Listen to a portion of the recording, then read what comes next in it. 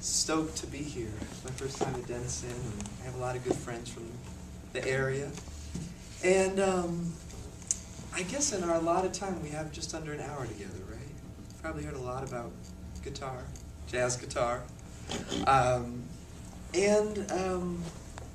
just wanted to preface it by saying I'm kind of here for you. There's nothing I have to show you or I'm dying to tell you about that I think you all have to know. But what I can offer is kind of a perspective on how I look at the guitar, and I'd love to hear some of you play, or we could play duets and we could talk about it, and I can be very honest and that can be helpful. But I just want you to know that. That's kind of how I'm looking at this. Like, let's get into it together. I figured the best way to start it might be to play you a song, just to kind of introduce myself musically.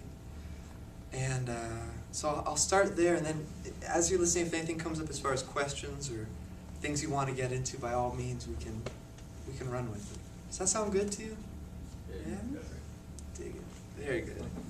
Okay.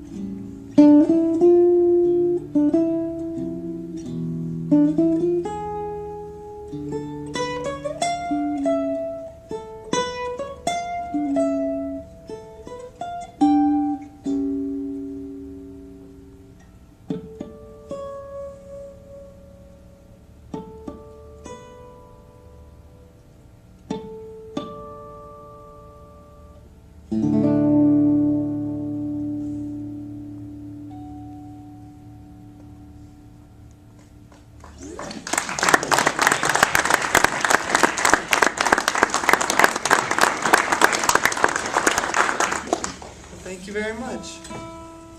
Get my guitar in tune. So yeah, my background as a guitar player, as I'm sure you can tell, is more or less in jazz guitar. I've been playing since I started when I was about 5 years old. I'm 23 now, and I've just always kind of been a guitar nerd. You know, basically interested in how it works, and playing solo is more or less a new venture for me. I mean, I spent a lot of time playing in groups and ensembles and a lot of improvised music and whatnot, and a fair amount in the bluegrass world too. But the idea of solo jazz guitar kind of bewilders me, so I'm trying to learn how that all comes together. But it's nice to be able to share it with you. Let us know when you get together. Okay. I will totally call you when that happens. It's a different set of issues. But anyway, are there any things that come to mind that catch your attention? I mean, granted that you're all curious folks. How did you reach the point that you just, where you were able to do what you just did with that tune? Well, that's a good question. That's a really good question. Well, do you all know that song, Alone Together? It's a standard. I mean, that's a tune I learned probably 15 years ago. It's one of the early ones that I kind of just really got into. And my approach to that, I suppose, is pretty, it's pretty whimsical when it comes to, how to interpret a piece of music. What's essential in order to be whimsical is a really deep understanding of kind of basically the melody, the harmonic movement in the bass line, And I used to study a bit with Tuck Andrus. Do you know Tuck Andrus? He has a great duo with Tuck and Patty. He's my brilliant guitarist. So if you don't know, check out Tuck Andrus. I owe him a lot. And he used to have this way of learning songs. I asked him once, I said, well, how do you learn a song where it sticks? I mean, I feel like I'll learn a tune, but I'll learn like one voicing for every chord, and that's it. I know the first chord is this, and I know the second chord is this, and the third chord is that, and that's it. And it seemed like a bit of a crutch. So he gave me a really interesting piece of advice, which was to practice learning the bass and the melody first, and you play them simultaneously. We'll start there. Let me take a tune like, well, I could take that tune. Yeah, fair enough.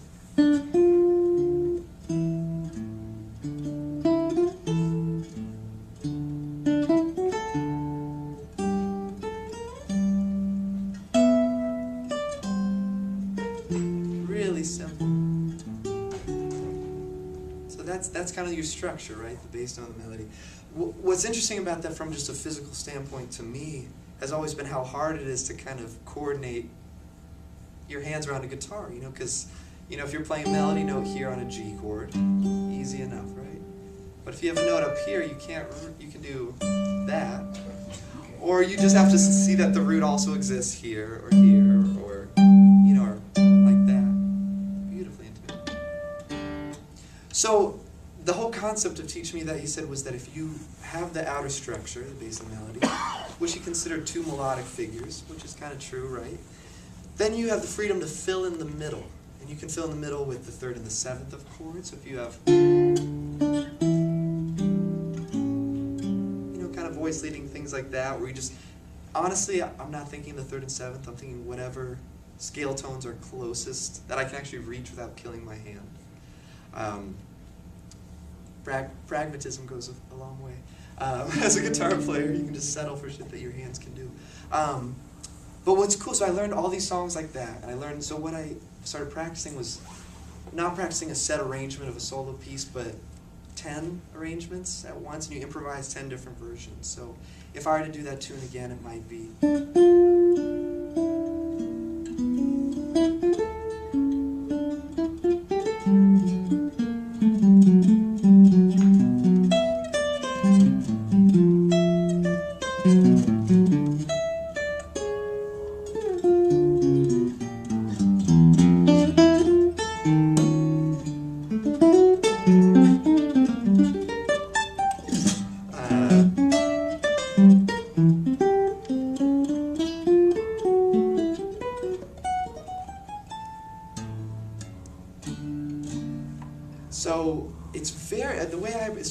approach. It's like one thing I'm not very good at how Joe Bass did what he did, or all the people I admire, like, you know, God, Martin Taylor and all these amazing players. So I think of things very abstract, and I just see things, you know. But it wasn't until I could understand a song from the bass and melody point of view that I could afford to just let go of it. And so that's kind of my take on that. I'm kind of a troublemaker with this stuff. I like putting myself in a situation where I don't have a good way out yet. You know, something's wrong with me, I think. But it's fun to cultivate that, because I think we all share that. You know, you can't wait until you have like a killing arrangement of a tune to play it. You'll never make any good music, or it'll take a long time. Any other questions about that process of learning or improvisation? One thing I noticed, I saw Julian maybe when you were 19, Berlin, yeah, with your group. Yeah, right. And what I want to what struck me there, besides everything else that you did, was that you're doing your solo, your lead solo with guys coming, but your solo had this approach also. You did like a melodic thing, and then you did some bass stuff to complement that. And I went home and said, "Oh, this is really cool." You know? I remember those phrases. Sure. Traveling, and I think that can help even when you have the group. You know. Oh my God, totally. Remember, that's a great point. That kind of. Yeah, I remember that struck me very, very strong. I said to my wife, I said, "I have to try that." Yeah. Well, I'll tell you. I mean, my biggest pet peeve, in all honesty, is this kind of generation of guitarists, and I'm very much a part of this generation where, you know, guitar players want to be like horn players, and I think that's great because there's so much you can learn from lyricism and tone production and fluidity and phrasing that goes with your breathing. Like, we all get it. That's awesome. But the guitar, to me, is an instrument that deals with polyphony, you know. And there's sections. I mean, this part of the guitar isn't the same as this part of the guitar. They have very different characters. So early on, I kind of set out to capitalize on the orchestrational quality. And when I did that, I realized a couple things. One is that you have to be willing to set a couple things in motion at once, and then maybe just tend to one or another at a time. You know, you don't have to do all the parts at once. And the other thing is that when you have a band, bass, piano, drums, whatever it is, that in no way cuts into your ability to express the guitar as an orchestral instrument. Because I want the bass player to sound like an orchestra, I want the drummer to sound like an orchestra. So that's very important for me, not to just limit yourself to like, well, I should play up here because the bass is down here. I'll give you an example. I used to be a nut for a lot of orchestral music. I still am. But specifically Debussy. I was really in this Debussy phase when I was like 15. It was like all I listened to, and I learned a lot of that stuff.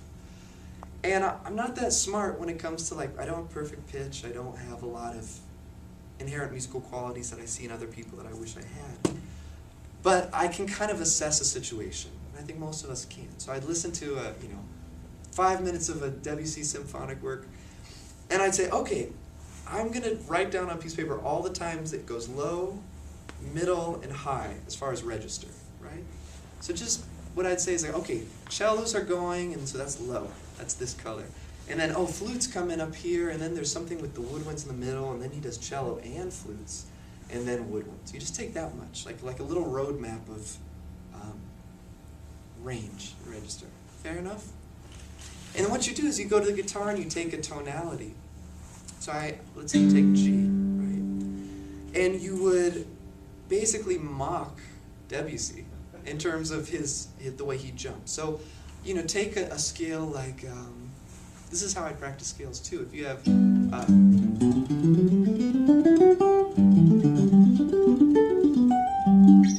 G major. Sorry about my tuning. And let's say the roadmap was roughly this. We'll just make something up. Low, cellos, flutes, cellos, woodwinds in the middle, right? So we're saying low, high, low, middle. Does that sound good? Real simple. And I would try improvising phrases that followed that. So I'd consider low being anything on these two strings, middle being anything on these two strings, and high being anything on these two strings, more or less. So I always broke the guitar into 3 sections in my mind. So what I do is this.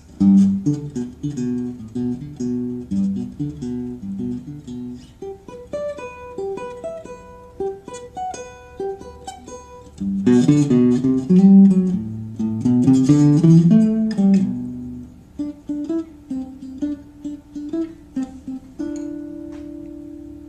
be the exercise. You're done.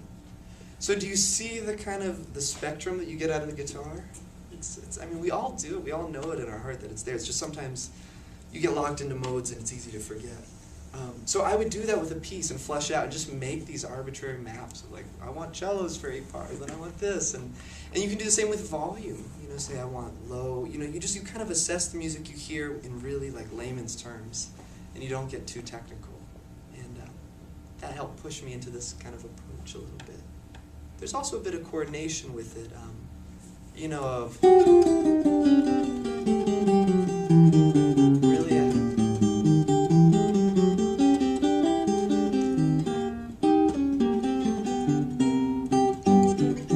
trying to think, I used to do exercise where you'd keep one finger, I learned that from Gene Bertini, where you just kind of, yeah, get good at these are all random voicings, I don't really know what I'm playing. All I care about is if I can keep that note on top.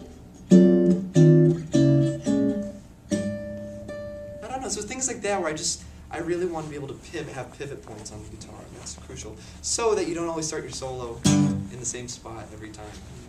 Your hand could be anywhere and you'll be good to go. Interesting, right? I mean, it's just one perspective. What else? What else piques your curiosity? Yeah. Well, we were talking about how you felt there was a time where you would learn a tune and you'd have like one voicing in each chord and things like that. Mm-hmm. And besides like doing that melody and bass note type practice, were there any other things you did to kind of like expand your voicing vocabulary, I would say? Yeah. Voicings.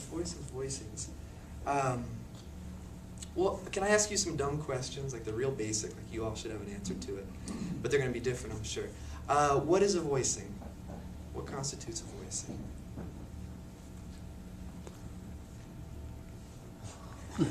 I love it. I love a guitar player like, I thought I knew. Oh, yeah. The way a particular set of notes are played. The way in which they're played, basically? Okay. Okay, yeah, no, there's, yeah, what else? What's another description? How you set up the chord tones. So already I love it, because there's two kind of different views, and that's where they're both right. What else? Yeah. Which chord tones do you choose to include? Yeah. That you can play? Okay, so yeah. Particular organization of notes to record. I love it. So some of the answers, like yours, imply that it's a structural thing. A voicing is something that encompasses a certain number of, notes that are indicative of a harmony, correct? And others, the way you semantic-wise said it, was kind of like a voicing is what you choose to play from the scale. And I know it's just a subtle thing, but for me that's a big thing, is being able to improvise what organization I want when I want to. It's very different than how I looked at chords when I was younger. Voicing, I got Ted Green's chord chemistry, and I just worked on A, the first page. And you just learn all that stuff, and it's great, but it kind of does you no good when you go to play. Or it can be a bit hard when you want to apply it. So I took this conundrum to Gary Burton, who I play with a lot, and he's a great educator, and I said, okay, what's the deal? You play all these voicings, you've got 4 mallets, like, lay it on me. What's your approach to voicings? I want to know what you know.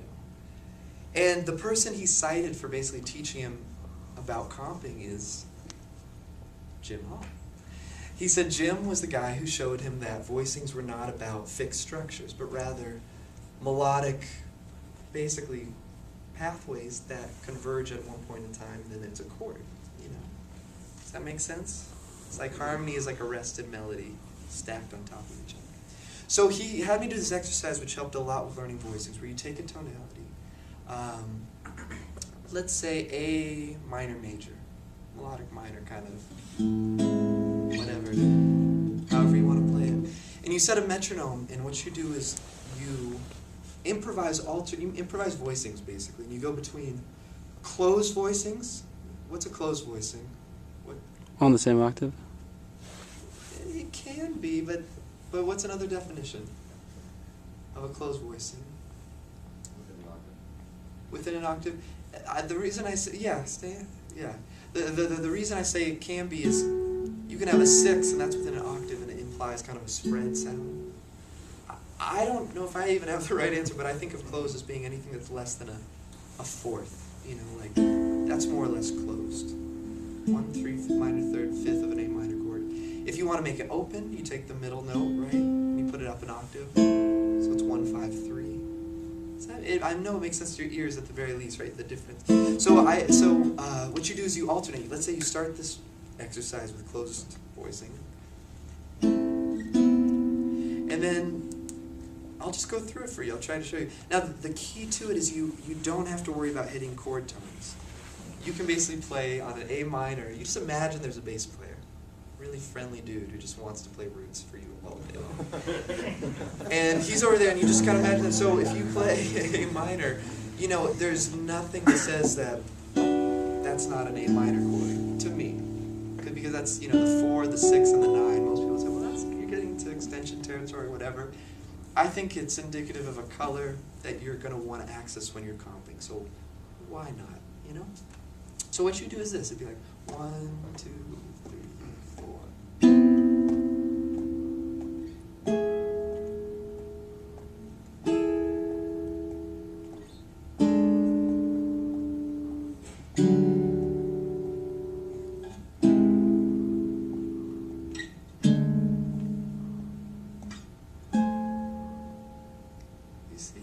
So those aren't voicings that I was actually surprised by 2 of those that I hadn't played before. But what you start to see is that it's exactly your definition. You gave me the definition. It's this organization of chord tones. And if you really believe those words, it means any tones in the scale. You know, you can be very fluid with it. So if you see,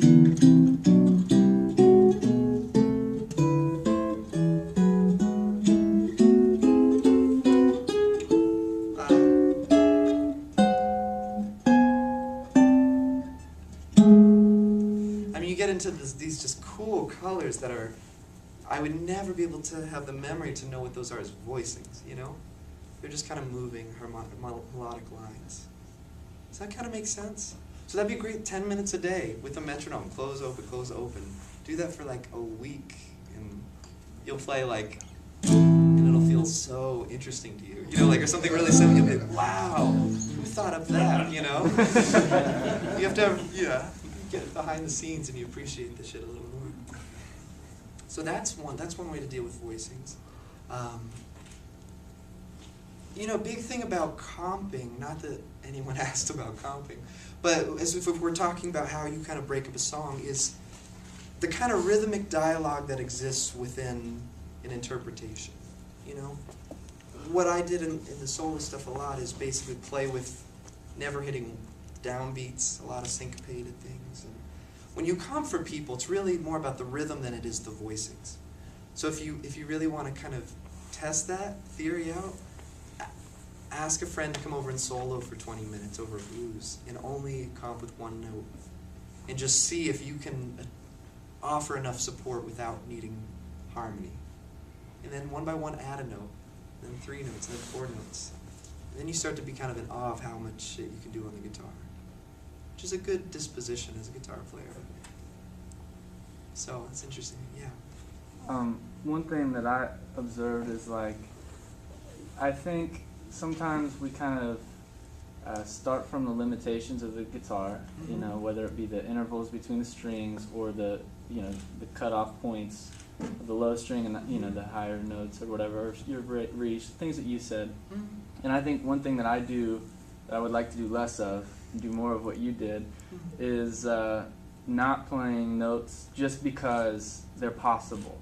You know, so like if you're playing a voicing on the guitar, you choose these 3 notes and you're like, well, normally, you know, I couldn't do this, but because there's this open string or because there's this possibility that's not always there on the guitar, I'm going to do it and jump on it. And I think that's when guitar players really start to sound like they're playing a guitar, whereas it didn't always sound like you were playing a guitar. That's and that's so something like I really want to be able to do better. So I was just wondering if you had any thoughts about that. Yeah, no, that's a super articulate question and comment. Does that all resonate with the rest of you? Yeah, I remember, I'm like very lucky, count my blessings every day. Every day. When I was about 11, I studied with Matheny a fair amount. And we would just get together when he was in town and we'd play. And my guitar teacher would come with me, be like, my teacher, me, and Matheny, we just talk. It was so fun. And he always had a videographer around, and all this shit's on film. I'd love to see it someday. But anyway, my parents are in the background, like waiting to drive me home. It's really cute.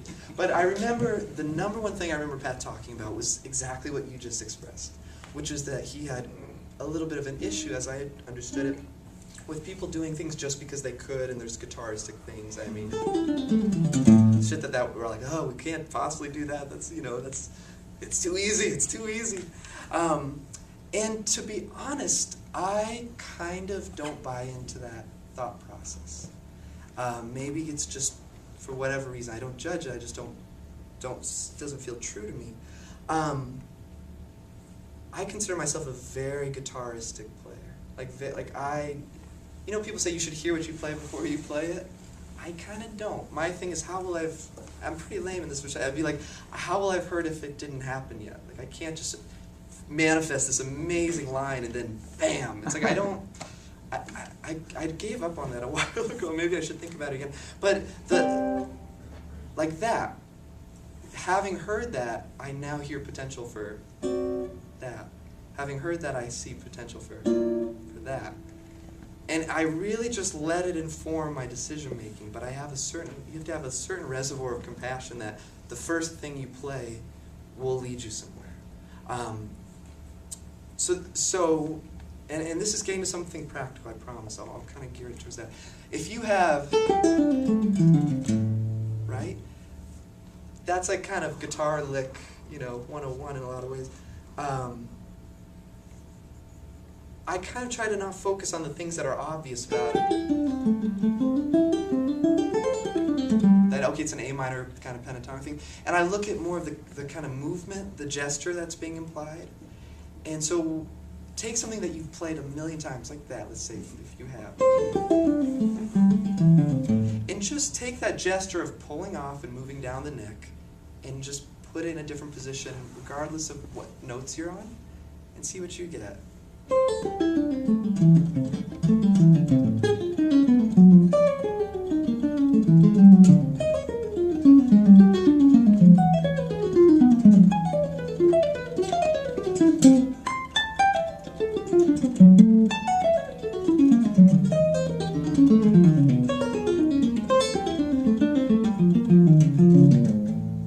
you see? Not that you want to play like that, but the point is that that thing that seemed kind of useless to you became an into hearing sounds of the guitar you didn't expect.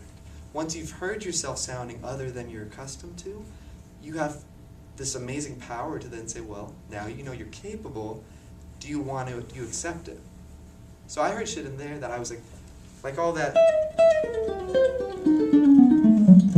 I'm just moving my hands. I have no idea I know it's around the 12th fret. But I kind of want to know what it is. So if I get it,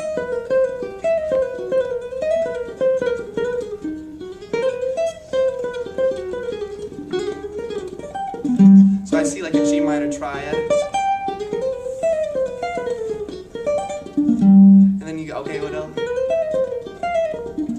I see E flat major is kind of under my fingers, and so a lot of what I do is led by a kinesthetic curiosity.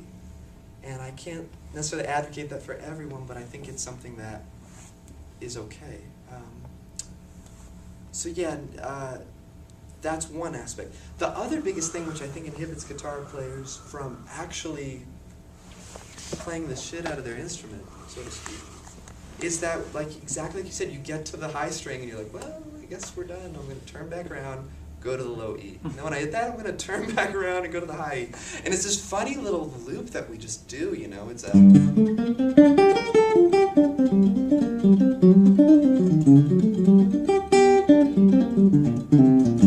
And there's nothing wrong with it, right? None of this is bad. It's a sound. It has certain, handcuffs on, and we all hear it. I've always been interested in range of motion as a guitar player. And there's a thing I started thinking about years ago where this is considered a big leap on the guitar, right? It's as big as they come, right? It's the low E to the high E, right? So, and I would practice these things and I'd feel, I'd be kind of sloppy with them and sometimes get, I thought, oh, but it's such a far reach, such a far reach. And then I started considering this, well, if you took the guitar out of the equation, right, and you moved your hand that distance, roughly, approximate that distance, it's actually not a big distance compared to your stature, right? Everyone agree with that? So, well, what would be a big distance? Well, it would kind of be like if you went to the floor and then above your head. This would be like hitting the low string and the high string, proportionate to your size. I mean, it's goofy as fuck, I know. But, so you do this, you're kind of like, okay, so that's big. So then you put a guitar in that pathway movement, I can't even hit the strings. It's like, it's in there. So what I would do is do these exercises of going from gross movement to small movement. And you basically find, a lot of it's spiralic, kind of like figure eights. It's never going to be like this. This isn't how the body wants to move. And then eventually, a lot of the practice I do doesn't sound very good because it's not supposed to. And all of a sudden I started seeing that this movement was a portion of a larger gesture. And then that felt really fine compared to my whole stature versus compressing and pretending like that is my universe. A lot of us are whipped by the guitar. We're whipped. We're normal functioning human beings until there's an instrument in our hands. And then we just defy all logic and gravity, you know? We're like, oh, but this is such a big stretch to play a line from here, you know? Well, it's like, well, actually, that's kind of just like, it's this. So I used to just shed movement. Okay, you just get used to what it feels like. I mean, we're talking about shit that cellists know all about, you know, violinists know all about. They don't have frets. They have to have a kinesthetic memory around their movements, right? So we're bringing that into it. It's kind of how I would work on a lot of stuff. I'd also take exercises where I take this, saying that note, and I would say, this is an F, this is an A, so what tonality does it seem like I'm in? Anybody? F and an A. What is A to F? F major. So it's F major. And I know that any note I play in F major will be okay for this line. And what I'll do is I'll basically start by just doing the outer notes. And then I'll add one pitch somewhere in the middle. Doesn't have to be the same one. And then maybe I'll add two. And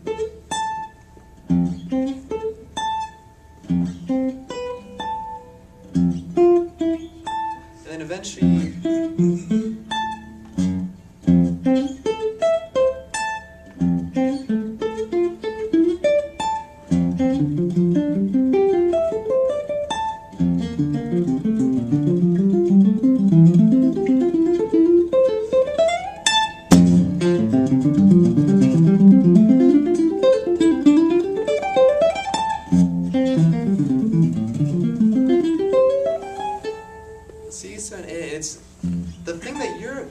as a listener, I would imagine, or I shouldn't even pretend to know what you hear, but what I hear as a listener is the same gesture. I can do 10 different versions, but more or less you're getting, that's what we're expressing.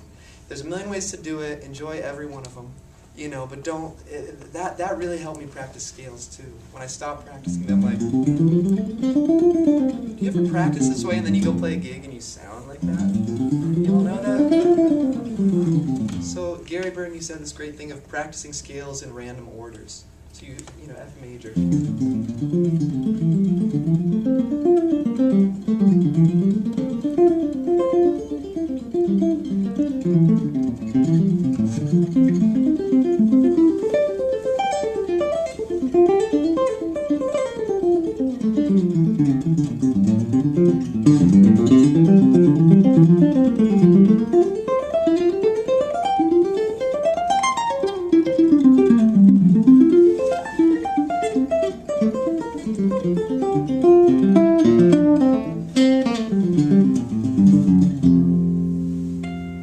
That's how you practice any scale, you know, or you could. It's just one way, just one way. It's cool, right? It's nice. It's nice to, I have always been fond of things that kind of break that barrier between, oh, I'm a practicing guitar player and then I got to go do a gig. There's nothing shittier than that feeling of somehow having to haul all your passion and all you worked for and cram it into a set's worth of music. I think ideally in your lifetime you blur the line so that what you work on is of interest for people to hear. You know, and you have to be kind of creative with how you do that. One perspective. One thing I noticed about the playing, even when you were playing to an amplifier, Yeah. is attack, changes volume, Mhm. changes expression. It's as if you were breathing through a phrase. Mm-hmm, mm-hmm. That's, And that's, I mean, a lot of us are so focused on getting the note out into the air mm-hmm. that you kind of overlook nuance that can be Yeah. offered that way. Well, can I take what you said and just change it a little bit? Please. Nuance and dynamics. I mean, how many times have you heard yourself back in a recording and been like, God, I sound like every note's the same. Like there's no movement to you. Dude, you ever hear yourself? I heard myself on records early on. I still do them all. It sounds like I'm just like baka daka daka daka daka daka, and like it's just like some robo guitar shit. And what I think you start to get in, the more you get in touch with melodic phrases and architecture and harmony, and the more you play music at all, you start to realize that dynamics aren't something you add, but they're rather occasioned by what you're playing. You know what I mean? It's like you play a melodic minor scale and your touch is that of a melodic minor scale. You know, you play an open E and you play it like an open E chord. And so what we need is a very poised and responsive sense of technique that can really adjust to anything. Versus, this is what my right hand does and this is what my left hand does, and then you can plug in any notes, you know.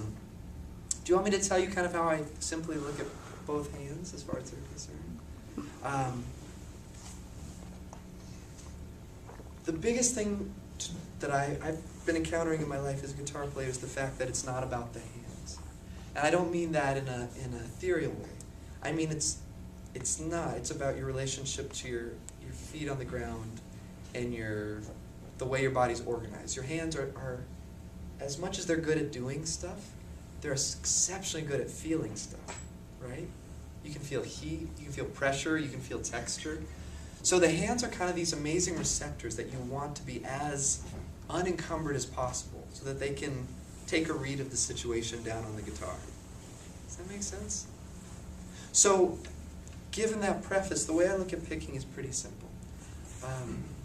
I used to think about picking like you just hit the string, you know, and it's kind of you versus the guitar, and there's nothing wrong with that. But you lose a large degree of dynamic range. So what I started to think about was this: kind of the best teacher for how to pick the guitar is the guitar that you're actually playing. And what that means is that each string has a certain amount of tension, right? The string is kind of doing what you do as a pick, you know, holder, whatever. It's taut, it's in place, and if you push it, something will happen, right? You kind of activate it. So I started doing these exercises where I would set my pick on the string with the thought that I'm about to pluck it. And what I noticed from a personal experience is that this starts to happen. I'm kind of, I just can't wait to pluck the shit out of the string. I mean, it's so funny that, like, even if you're well-intended, you'll have this kind of thing. So what I'd do is I'd wait. Just wait. It could take 30 seconds, it could take 10 minutes, doesn't really matter. But you wait until you realize that there's nothing you have to push through. No one's fighting you. The G string it's there for you to play. So you set it there, and what you do is you kind of let all this muscular and energetic tension subside. So it starts to get easy. And what I noticed was the string starts to feel kind of like a diving board. You ever just stand on a diving board? I'm usually too wimpy to jump, so I know that feeling very well. You're like, I can do this, I can't do this, and then you walk off. But there's that place right at the edge where you feel a pushback. So I observed that, and I thought, well, what would happen if I kept letting this subside? And what I realized is that if you keep letting it subside and all your force, I had this image of the string cutting through the pick. It's kind of like a tug of war, like this is the pick, this is the string, you're pushing, pushing. Usually what we do is we just go bam, like fuck you string, just hit it, you know? And what I realized is that I'd rather just meet it and then actually kind of move the pick out of the way so the string can come through. Does that make sense? And it's one thing I hope you all try on the guitar and see what it's like later. So you do that, you let it subside, you let it subside, and then when you want to play a string, you actually release. That's it. It's like it's nothing spectacular. It kind of falls out of the guitar. So I want to pluck. What does it mean to pluck? It means you actually release your responsibility of meeting the string. Oh, I can be easy. Oh shit, a note came out. So I started doing that, and it's great with upstrokes, because how many of you feel like upstrokes are this thing that you have to like pull up? Any of you consider that in your technical practice? It's hard to do upstrokes, or they don't swing. Instead, you're thinking, well, gravity's on your side, the string's going to drop through the pick, basically. It's very experiential, so you have to try to kind of know what I'm talking about. So you meet it, you meet it, you meet it, I give up. Totally give up. And when you get into playing this way, you start getting a picking sound that...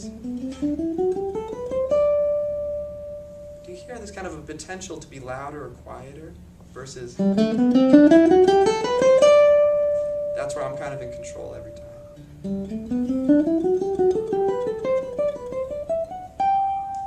So there's a certain degree of vulnerability where you realize that your job as a right hand is entirely dependent on the guitar. And its job is entirely dependent upon you. And when there's that 50-50 thing, I think you get the best possible sound. Everyone with me so far on the right hand? Any questions? Yeah. This is like Alexander technique. I've been told that you also do that. Is that something that you think, you know, I guess it could be applied in any kind of gradation as far as you want to go.